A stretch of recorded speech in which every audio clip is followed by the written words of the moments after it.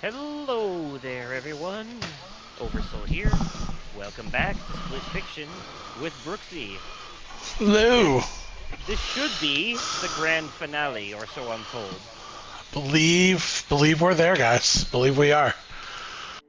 All right, let's see it through then. Making me dizzy.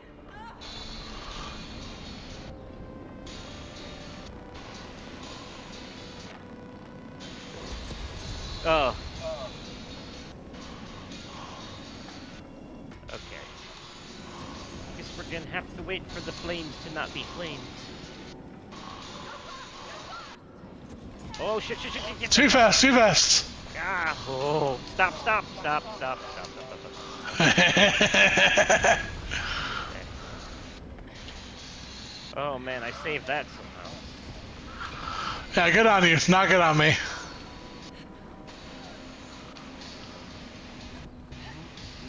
Okay.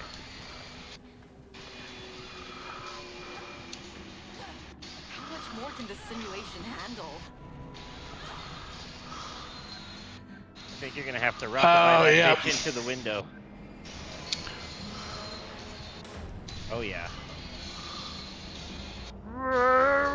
Smashy glassy. There Nice.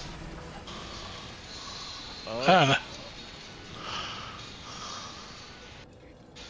it's Donkey Kong time.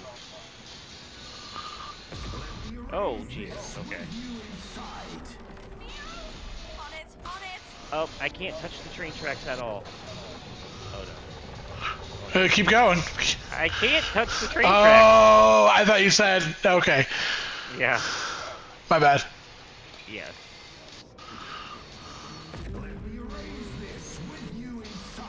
Okay, so I have to keep riding, just keep riding.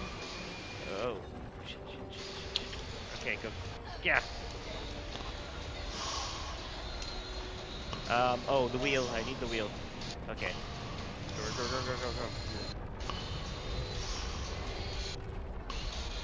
Just roll that son of a bitch. I can balance.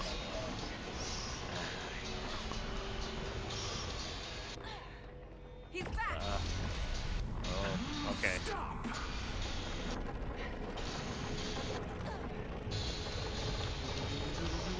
And the other way now. And get that platform down. And What's up. above you? Here we go. Nice. Aha! The glitch of safety.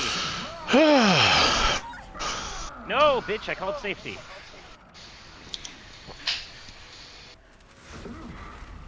Watch as I kill you with your own creations. Oh, that's pretty rude. Oh, man. A strange parking garage.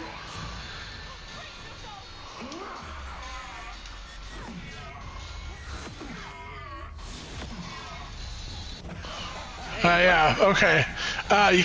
Found out you can't touch the little blue bits that fall off. No, clearly not. But they touched me. I didn't touch them. I was trying to avoid the other shit. You still have unpaid parking.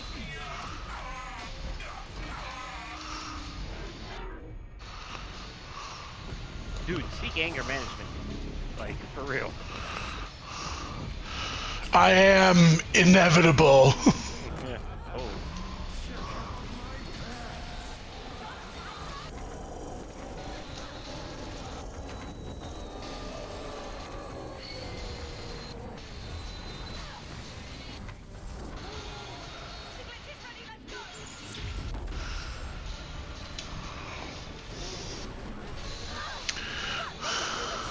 Take him down!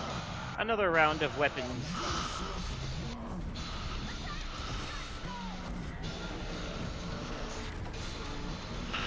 He's just pulling tear and he's shaking out ogres.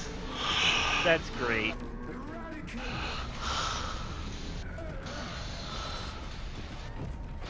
No! Executie pie!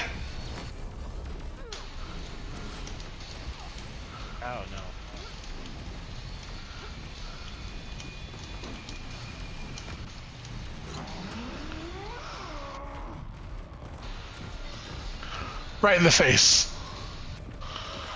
Scaling up trauma.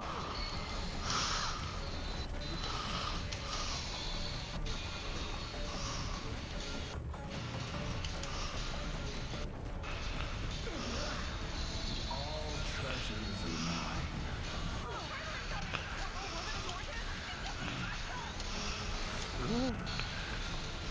Oh shit. Oh shit, I forgot about the little spiny boys.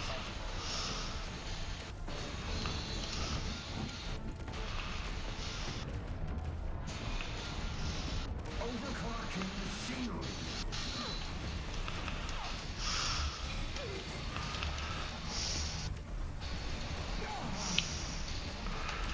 Don't do this to me! Gifts from...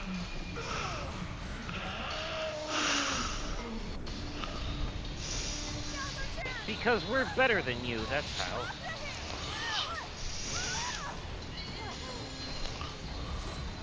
This is not happening! What's going on? You got music in the background over there. No? Something's playing. Dear God, help me! Somebody! I can hear music from the game. The. No, I heard vocals. Uh-uh. Oh.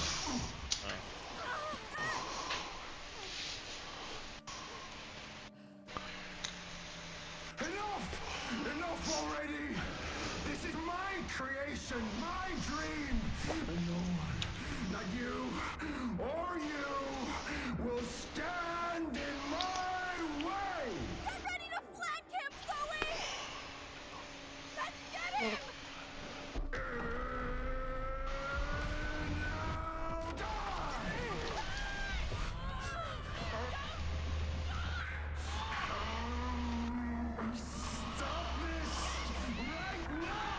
This feels like some comic book shit. It's so cool.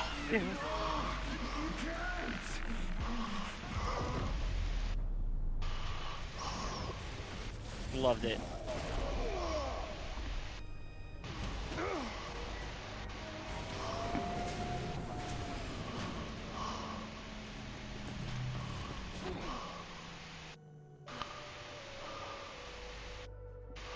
Twins.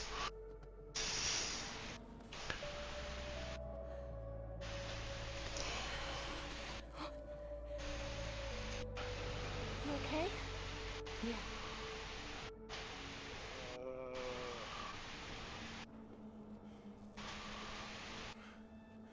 My machine. My life's work.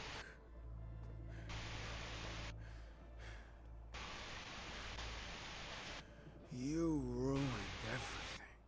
Oh, shut up. Yeah. Save it for the biography. Hey, let's get the hell out of here. Absolutely.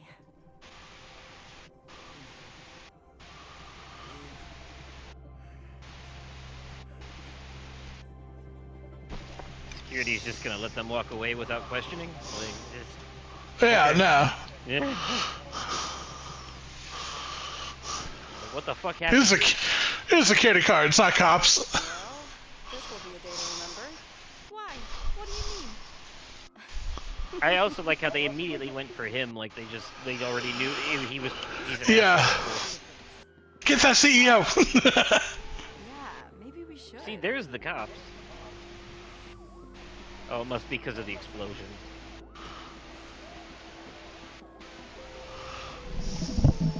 Yeah, the ambulance and fire truck makes sense. Otherwise, I was gonna say, what the fuck are they doing here? But then, Yep. Yep. Ah, yeah, that makes sense. Yeah, that's probably why.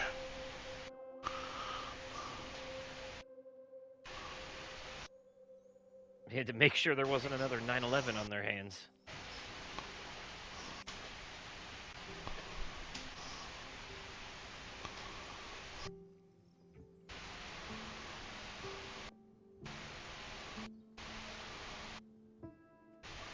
That dress makes her look way older. Never was comfortable in these Right. clothes. They're so impractical. It's a release party, not a heist. Look what I picked up. First one out of the printer. They did the thing. They said the thing. Ah, it's just like The Hobbit. Dad, There and Back Again, a story by Bilbo Yep. Baggins. By Zoe Foster and Mia Hudson. Ah, how are you? Hudson, like the river. I'm good. He's proud of you. Hmm. I'm proud of you. I'm telling you, our book is brilliant. We are brilliant.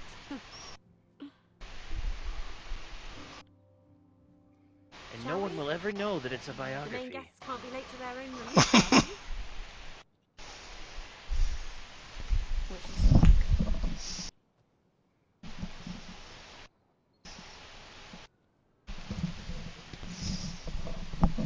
Still, though, I can't believe you named it Split Fiction. But wasn't that your suggestion? As a working title, not the official title. It's actually growing on me. Split Fiction. It sounds cool. I guess. So, how do you think our book... Actual conversation from the writer's room somehow makes its way into the script. Right. Alright, or great. Does it matter? At least we've got each other. Best friends forever. Sometimes I forget how choosy you are. Dude, I'm not gonna lie. CinemaSins Hmm. did Final Destination Bloodlines recently, and it might be one of the funniest fucking videos they've ever done. The part where Stephanie's like, "We should go back to Iris's house. That's where we'll be safe." And the narrator's like, "You mean the house where Iris died?" Yeah, a perfect place to be safe. Oh, this is fucking beautiful. Oh, man. That was it? Well, I'll be blown away. Yeah. Well, usually in these Let's Plays, I do like to let the credits roll at least for a bit to give, proper, whatever. Yeah. No, keep the music they absolutely. want. So generally what I take the time to do during these credits is kind of give a review for the game that I just played, discuss it. Yeah. Yeah, I know you already gave yours on the podcast, but yeah, let's talk about it again. Yeah. I 'Cause mean, now, yeah. I now mean, that now that we're in the game, you can spoilers Yeah. with your review. Yeah, well, so, and that's the thing is, like, for me, it's kind of like, it ties in with what I said on the podcast, is when I was playing through this game and I first started on it, I was like, this feels good, this feels great, like, this feels like a solid 8, and as the game progressed, and it just kept bringing fresh, new ideas and keeping you kind of on your toes, I'm like, no, this is kind of like an 8.5 for me. And by the time we got to the end, when you see the real Split Fiction, the real mind-altering aspect that you and I are playing the same world, just completely different at the exact same time, I was like, no, this is a 9. This is a fucking 9 for me. Like, oh, dude. And replaying it again, I still feel very confident on that 9 out of 10 score. Like, are there certain things that they could have made a little bit better? Like, could the story have been a little bit less Oh, the voice cheesy? actors did Like, motion capture for this. oh yeah, It said the motion capture, when I saw the list of motion capture actors there, it was the same as the voice actors for them. yeah. So that's pretty cool. But no, that's like, for me, like, I feel like the story, again, like, I feel like the story could have been a lot better, because, like, when I think of, like, Hazelight, like, I think of, like, those, like, real heartfelt moments of things like It Takes Two, and it does not deliver in that regard, but in the gameplay and co-op aspect, it really delivered I don't know. better I feel than like anything else. It kind of delivers on that heartfelt moment with Zoe's sister. Yeah, Zoe's sister is, like, by far the most emotional part of this entire game. But you really don't get to that emotional aspect, and, like, it's I never really grew fond of, like, their friendship and relationship until, like, right to the very end. Like, it felt like it wasn't as it didn't progress in a way I would have liked to see it. It felt like Fair. and that's At the just for same me. time, though, I kind of feel like the tone of this game though, and the story and all that is actually in service of what it's going for in terms of like Yeah. genre and presentation. Because of course, It Takes Two is a super emotional game because it's literally about a divorce. Like that's kind Yeah. of the whole thing there. Whereas this is more like this is an action adventure romp about sci-fi and fantasy genres, and it's like it leans super heavy into that and embraces it in the same way. I think that's one of the things Hazelight excels at though is they kind of they do the same thing that Dark Pictures does or like Supermassive does where Supermassive with each of their Dark Pictures games is embracing a different type of horror genre, like ghost ship, aliens, all that shit, Yeah. right? Each one's a different thing. And then, so I feel like Hazelight does the same thing with each of their games, where A Way Out really felt like a reverse heist movie with a lot of like Uncharted inspiration in it too. Like that, Yeah. like each of their games feels like you're playing a very familiar type of movie. Like they are very, Yeah. very cliche, but I think it's intentional in the same way like Until Dawn was intentionally cliche or Cabin in the Woods was intentionally cliche. Yeah. Because it's a love letter to the thing that it's also kind of satirizing at the same time. You know. Well, where do you sit on it? Like, I mean, I again, like, I felt like it was a 9 out of 10 after beating it the first time. I still feel confident in my 9 out of 10. I think I'd have to agree with that. I don't really have any complaints about this game, honestly. I Yeah, mean, there like, are. Well, I think there was like one level that I genuinely didn't enjoy. I felt like a pain in the ass, but the rest of it yeah, was. and that's the thing. Like everything that I'm pulling apart on it, like I'm just being like real nitpicky because like for me to like game's got to be like really special for me to go above a 9. It's got to be a KCD too. Thanks to Like, BioWare and Dice, and wait, other people helped them with this? yeah, BioWare, Dice. Huh. Well, EA owns BioWare, so that makes sense that they have access to them. yeah. They don't own them. They publish them, so they're Yeah. they're partners. Like you can see, like right here, like the EA partners that Yeah. that did things on this. Like they're essentially helping make the game come to reality, like or like come to shelves and all of that stuff. Goddamn, look at how many people have to go into like quality analyzing. And oh, I am so glad that they put testers in the credits because those people don't get enough credit, honestly. No, they do not. My brother was a tester on a game that came out this year, and I'm gonna keep it aloof for his sake and all of that. Right. But they did a massive layoff like 2 months before the release of the game of like 90% of their testers.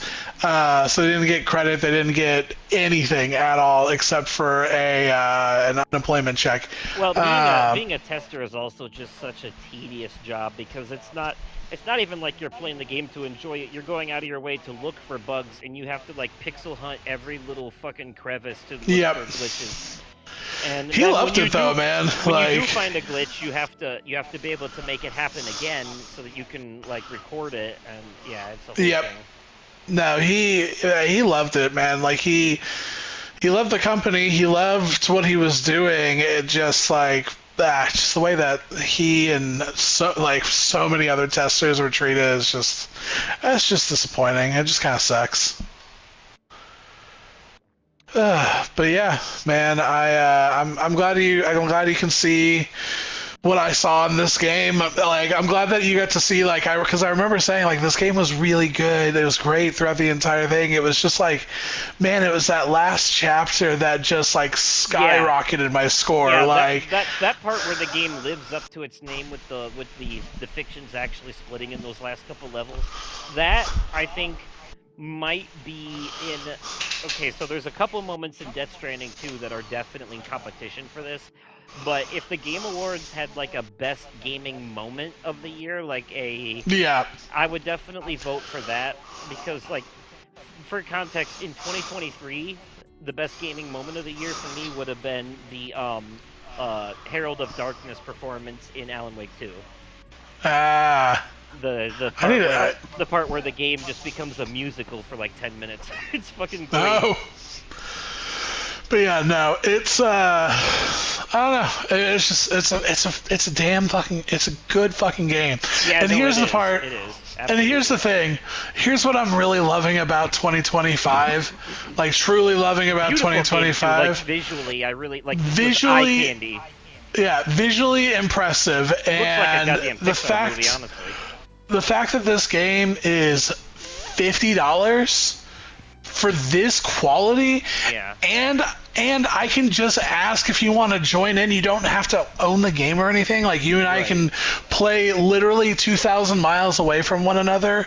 No, quite frankly, And this feels like a AAA game. yeah, It does. like Yeah. it does. That's why it's so great to see. Like I don't know, this year's been great for gaming in general because you've got things like this at $50. You've got things like Expedition 33 for $50. You've got things like Silksong for $20. Like Hades 2 for $20 or $30. I forget how much that one is. It's just like literally the only game that I paid like the $70 price tag for that has felt genuinely worth it so far was KCD 2. That game should have been $70. Like I have no complaint about it being a $70 game. I can't say the same. Oh, Mafia: The Old Country, also Yes, a $50 yep. game. Like. Yep. And No. I think a running theme this year too, and this game I think is no exception in that regard because it's literally purposely embracing a lot of that. A running theme I've noticed this year is a lot of games come out that are, with a few exceptions, but a lot of games this year are really nostalgic in terms of like mechanics and gameplay style. I'm talking like Yeah. South of Midnight, Mafia: The Old Uh, Country. Those feel like games from the 2010s, but like in a good Yeah, I way. mean, even Yeah. something like KCD, like Yeah. it is a like medieval simulator, Skyrim-y, Fallout-y, Bethesda-y, but like still has jank, but it just has It's the like sauce. I can draw something for each one too that it just takes me back in a lot of ways. Like Avowed took me back to Skyrim and Dragon Age. South of Midnight took me back to Alice Madness Returns and Ratchet and Clank. Yeah. Mafia took me back to Assassin's Creed of all things, honestly.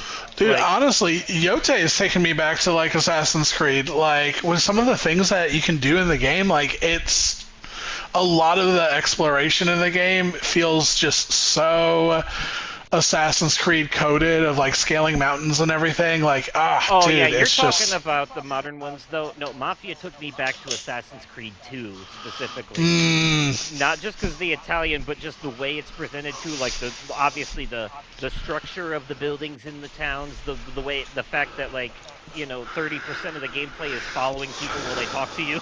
yeah. Well, All and this this the game, stealth mechanics were extremely Assassin's Creed. Even you're hiding bodies in boxes and shit. Like it felt very familiar for a game I've never yeah. played before. It felt very familiar. I felt right at home.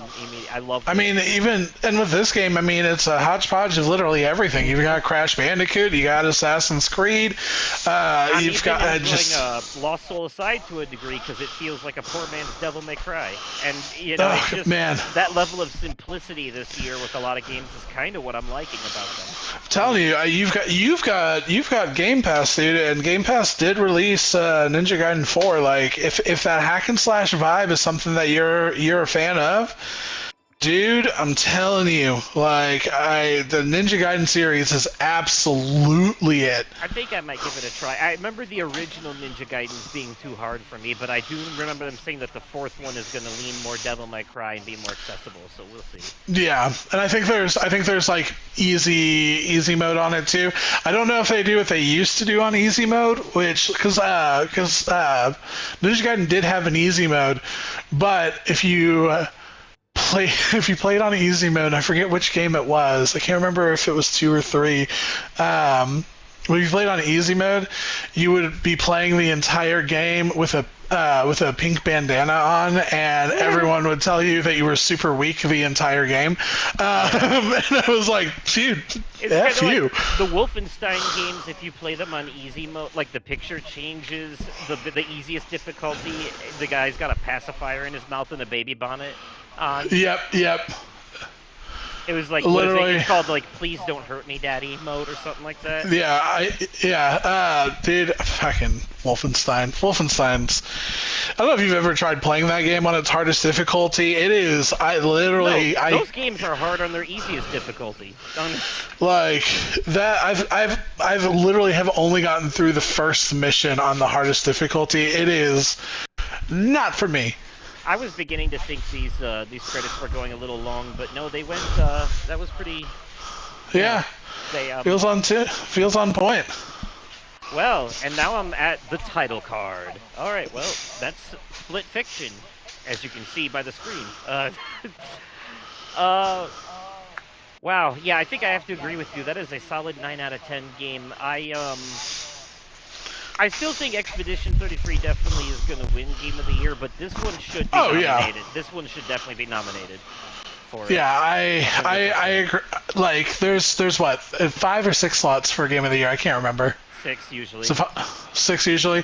Yeah, and that, like I've said, like I think that this game, for me personally, just with everything else that's come out this year, like it's no matter what, this game is going to be in my top 5.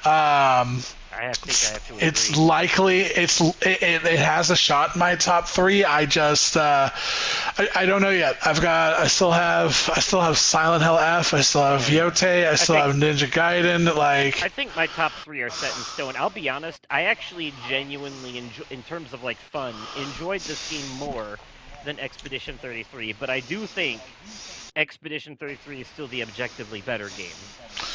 So, story-wise, at least. Yeah.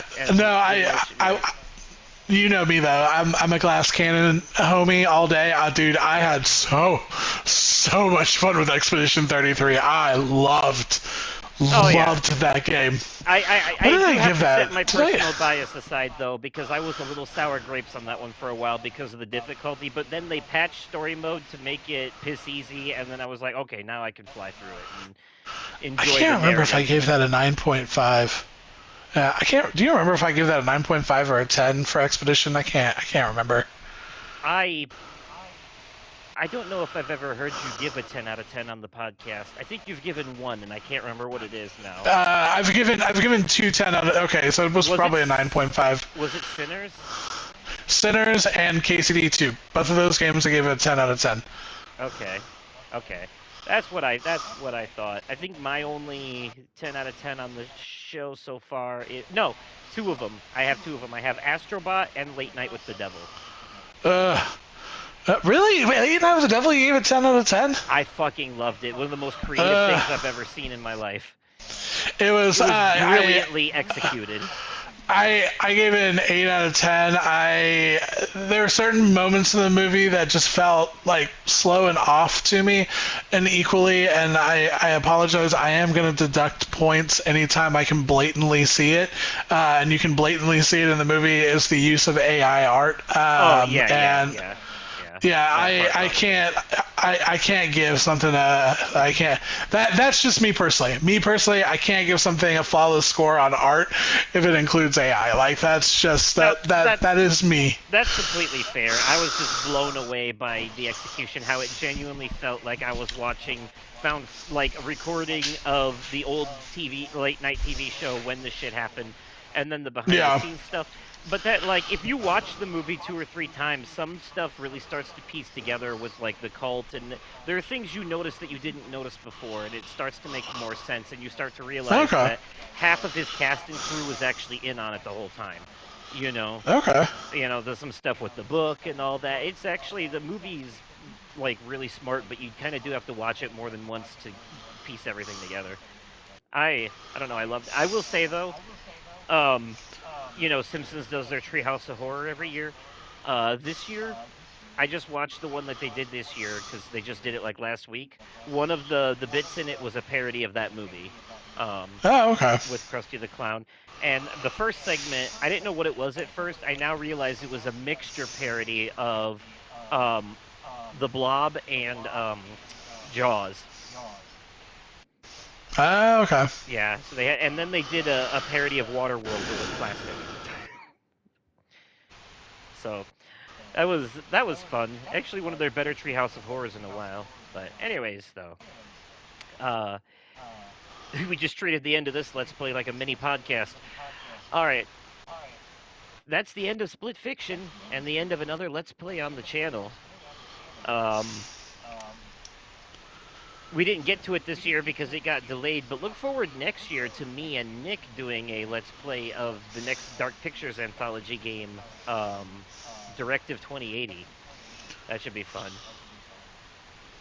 But in the meantime, let us know what you thought of the ending of this game and everything overall in the comments down below. If you enjoyed this, remember to smash that like button, and as always, thank you all so much for watching, and we will catch you possibly on another day, definitely at another time, and likely in another Let's Play. Okay, goodbye. Later.